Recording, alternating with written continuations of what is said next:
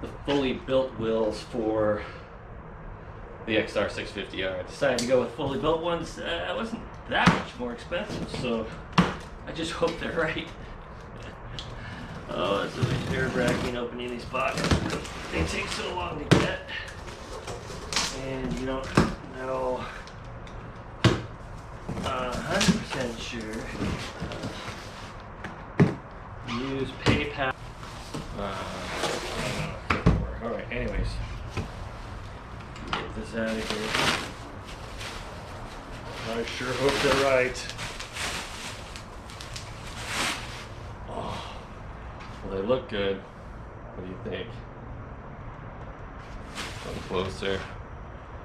Got the heavy-duty spokes, which is kind of silly.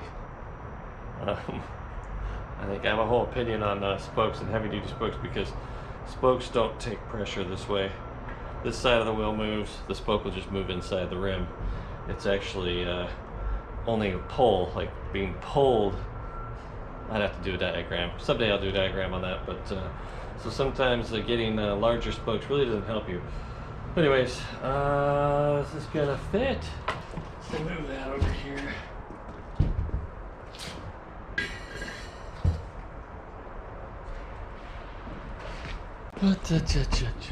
Okay, so what we were looking for, or are looking for, is you see how this has a spacer in here to accommodate the speedometer. This one does not.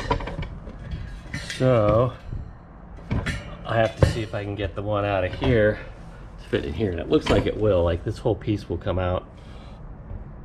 I'll be able to put it in that one. So I'm going to give that a try. See if we can get that to work. And put some tires on it. All right, so we were going to check. And there's a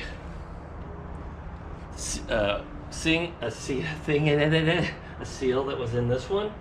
I pop that out, and the little mechanism for the speedometer comes out. That needs to be repacked with some grease. I'm going to see if I get some grease in this thing too. And some grease in that. Repack this little bugger.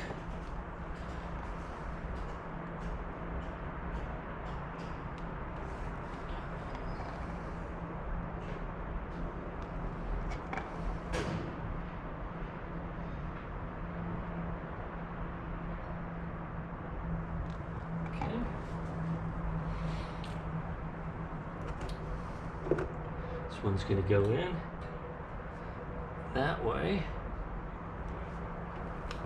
and that one fits right on top of it.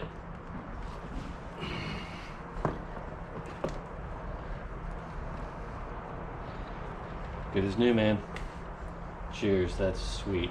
So now the other side, be putting the brake disc on it, and we're all good to go. If you can see the size difference in these spokes, so that is the stock spokes there. See the size of those? Covering my finger, and then those. A much larger spoke, much heavier duty wheel. Not really necessary if you ask me, but hey, that's what you get. Righty, we're gonna go ahead and loosen up all these bolts. I'm gonna use this rotor over again for the new wheel. I'll use a little that blue Loctite on those bolts, and we'll torque them all down and lube up all of the little dust covers that go in these wheels, and make sure they have some of that red grease on them to keep them nice and waterproof and in good shape going forward.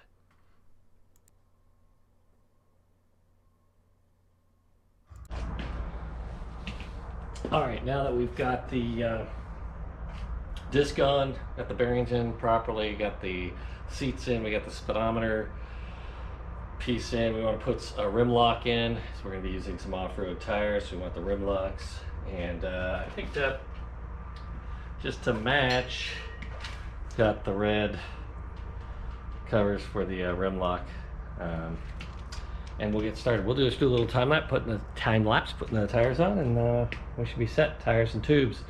I may stop it on a tube just to show you a couple things. So you'll notice that I partially inflate the tube, and I also use, hold on a second, lots of tire soap, and this is the tire soap that I use, so you get a big bucket of it, and that I'll put all over the tube, and I'll put it on the edge of the tire on the inside of the opposite side of the tire as I push it on, so it will go on the rim real easy, and over the rim lock. What that does is that ensures that I don't get a pinch flat. So if the tube is got a lot of lube on it, as you put it on the tire, even if you kind of get it stuck within the tire, between the tire and the rim, it's gonna pop back out. Partially inflated will make sure you actually don't do that. If you put a tube in that has no air in it inside your tire and try to mount it, chances are that tube is going to be partially underneath the tire, and it will get caught in the tire, and you'll eventually get a pinch flat. That most pinch flats are coming that way. The tube gets stuck in the tire, you pump up the tire to 20 psi, that's not enough to pop the tube. Riding around on it for a while, it'll still last for a while, but you hit something hard and it cracks that tube and pops it. So you need to really make sure that that tube and tire are not conflicting. So putting a little air in the tube will certainly help that. So that's what you'll see me do. All right, now we'll get ready for this wheel. Put that tire up there. There's that heavy duty IRC tube. I think it's IRC, and we'll go ahead and get this baby ready. All right, the next thing you see me doing here is I'm taking and putting the tube on this side. I'm gonna actually put the tire around the tube on this side. That way I don't have to reach in and try to fit that nozzle inside the tire, inside the wheel, and hope I get it right. And then I'll put the tire on the tube and in the rim, and then I'll come around here and get the rim lock in, and then do the rest of the tire. All right, so it's time to get that tire lubed up and the tube lubed up, and then I'm going to put the tire over the tube on the one side, and then I'm going to put it down around the wheel, and I'm going to slide the tube in. Then I come around the one side, and I want to get that rim lock on there once I got the tube in there. And I pull that down around the side of the tire. You see me do that there. And then I'm just going to place a little brace on the tire and then just go around and pull that tire into place. Works pretty easy that way. Simple and quick. Then I'm going to go around and I want to tighten up the rim lock, and I want to tighten up the valve stem, and we're set to go. All right, I gotta admit to a mistake I made, because I had to redo that whole front wheel again. Not the whole front wheel, but take the tire off and the tube out and redo it, because see this little strap in here, this rubberized strap, the rim band, if you guys noticed, hopefully somebody caught it. You did? Cool. Well, I didn't put it on the front wheel, so I had to pull it apart and put the rim band on there. It saves you from getting flat tires from your spokes when the rim flexes and the spoke moves through. Anyways, that is that. So I've got one on this one, and I can move forward, and I'll show you what it looks like when I get done. Now we want to get that wheel on there, and it takes a little bit of fitment. You got to make sure it's all going to fit right, make sure your spacers are correct. So I do a little bit of that here and there, just kind of double checking everything, and then I'll go ahead and put that wheel on for you. A pretty easy fit like a glove. Really nice wheel. All right, we got the front wheel on. It's looking good. We'll get some better pictures of this, but that's where we're going. I got one more to do. All right, I'm gonna get to it.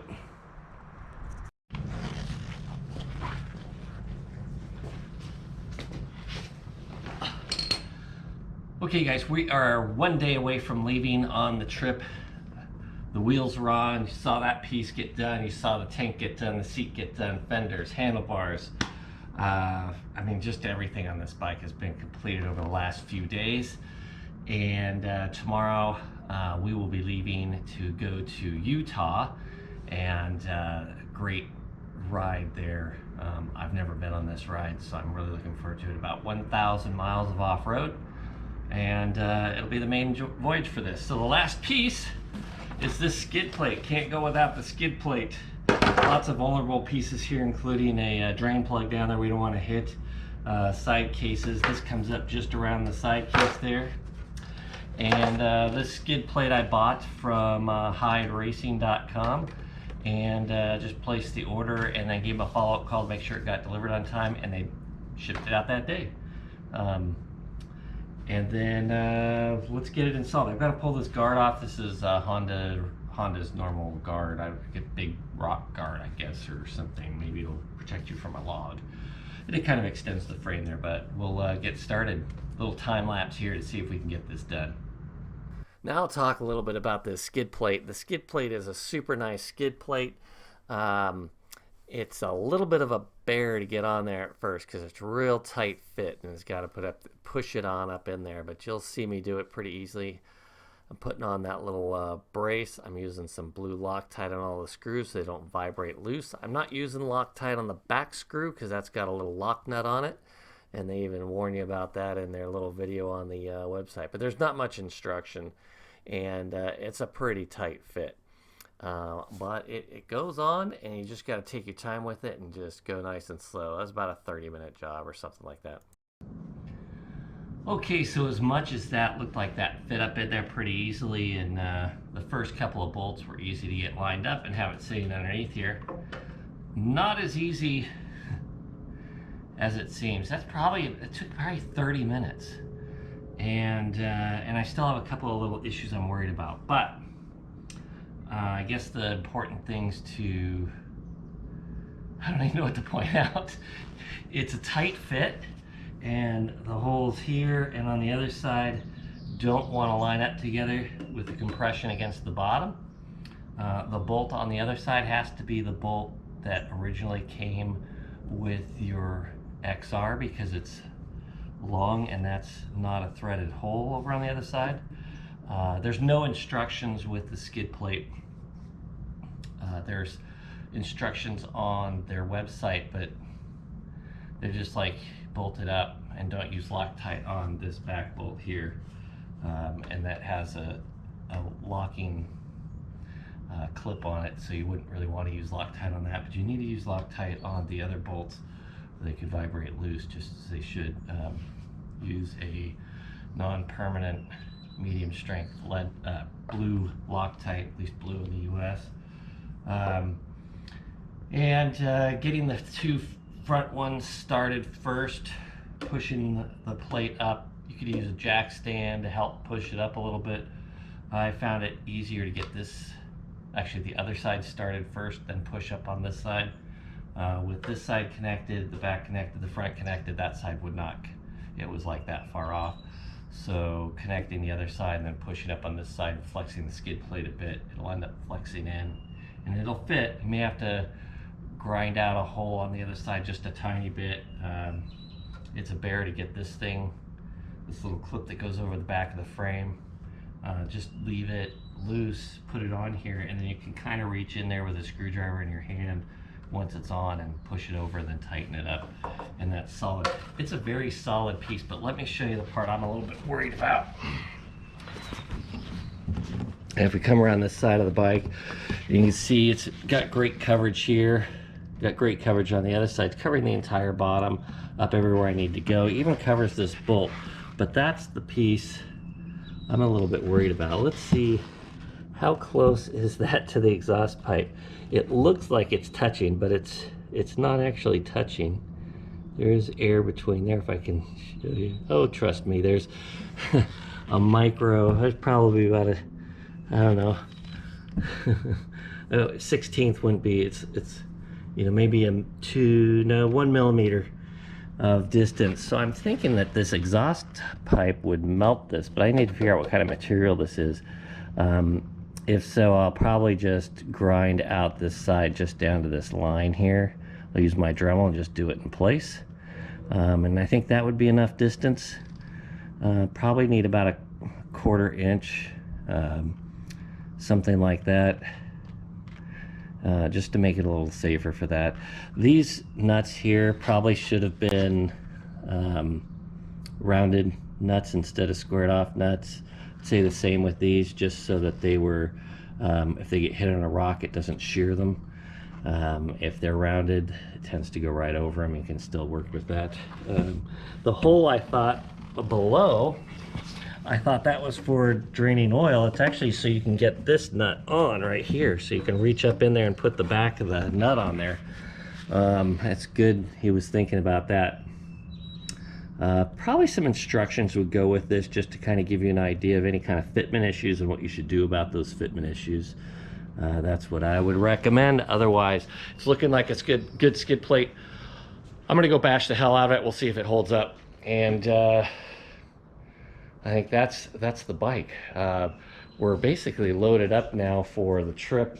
I never go with a tank bag, but I'm looking at possibly carrying a tank bag just so I can carry the extra camera gear. Everything else is packed in my backpack, which is here. This is all my gear. It's everything for a 5-day trip. Sleeping bag, tent, food, chair, all my extra clothes, everything are in this backpack. And then in here, I was just gonna put the camera gear. I've got some extra tools on the back with and then a extra water canister for the trip. But I'll go over all this gear once we're out on the trail, and we're leaving tomorrow.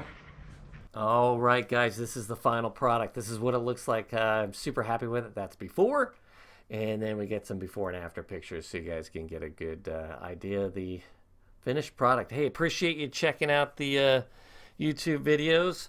If you have not seen them all, there's a whole list of videos on this project coming up to this point. You can take a look back at those. And the next video is going to be in Utah, and I am leaving tomorrow, and it will be a fantastic trip. So I'll have some pictures and some video of that trip and how this bike worked out for that. Appreciate it. Thanks.